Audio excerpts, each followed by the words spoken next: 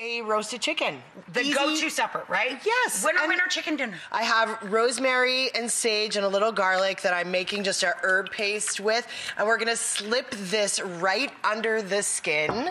So I'm gonna put a little, so much flavor. A little red pepper. Little crushed red pepper in there. Now this is always kind of fun. This is a little bit like a science project. So we kind of just wiggle our fingers under the skin like this. It's actually fun. Hi. And we just take this yummy paste under the skin, just wiggle it away from the breast. Keeps the breast really nice and moist, and then it perfumes it with all this deliciousness.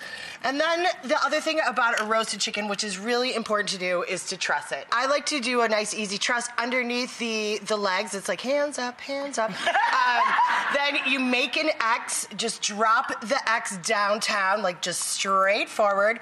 Pull these guys tight, like a little chicken handcuffs, and then right around the back, and you can tie it up like a bow. It keeps that nice little beautiful, like shape, football shape, like, you know, you're like that. Then what it does is it pulls the legs up to protect the breast. The breast cooks faster and has less fat than the thighs and the legs. So this speeds up the cooking time here and slows down the cooking time here. We've got a bunch of onion, celery, and carrots, like your mirepoix, basic flavor profiles, you know, your hardwares, your hard-working stuff. We have a thyme bundle. We have bay leaves, and we're just gonna plunk these guys. We give them another little lubrication. And some salt, and then we toss these guys in the oven. So we're gonna thank you, doll. I'm gonna wash my hands, but we're gonna toss them in a really hot oven for the first 15 minutes. An ice cold oven that's only fake on. And then we turn it down to 375 for another like 45-ish minutes. And through the magic of TV, yes. Okay. Look at that. Hello, beautiful birds. And my good friend Rachael, right? Yes, here we go. Thank you.